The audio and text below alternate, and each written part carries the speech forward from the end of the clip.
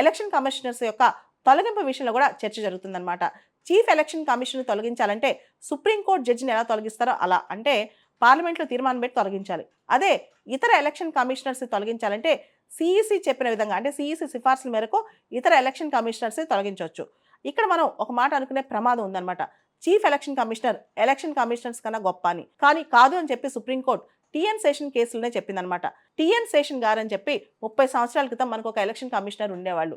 ఆయన హయాంలో ఆయన ఒక కేసు వేశారు సుప్రీంకోర్టులో. అసలు చీఫ్ ఎలక్షన్ కమిషనర్కి ఉన్న పవర్స్ ఏంటి? ఇతర ఎలక్షన్ కమిషనర్స్ చెప్పిన మాట చీఫ్ ఎలక్షన్ కమిషనర్ వినాలా? అసలు ఎలక్షన్ కమిషన్ ఎలాంటి నిర్ణయాలు తీసుకోవాలని అప్పుడు సుప్రీంకోర్టు ఒక మాట చెప్పింది. ఎలక్షన్ కమిషన్ ఎన్నికల సంఘం తీసుకునే నిర్ణయాలని యునానిమస్గా లేదా మెజారిటీగా ఉండాలి. కేవలం చీఫ్ ఎలక్షన్ కమిషనర్ చెప్పిందే ఫైనలైజ్ అవ్వదు. ఎలక్షన్ కమిషన్లో చీఫ్ ఎలక్షన్ కమిషనర్, ఇద్దరు ఎలక్షన్ కమిషనర్స్ ఉన్నప్పుడు మెజారిటీ ఒపీనియన్ లేదా యునానిమస్ ఒపీనియన్ ఫైనల్ అవుతుంది అని. అంటే చీఫ్ ఎలక్షన్ కమిషనర్ అనే వ్యక్తి ఫస్ట్ అమాంగ్ ది ఈక్వల్స్. ఆయనదే కంప్లీట్ డామినేషన్ కాదనమాట. ముగ్గురులో ఆయన priority first among the equals, అంతేగాని ఆయనదే కంప్లీట్ డామినేషన్ అని అర్థం కాదనమాట.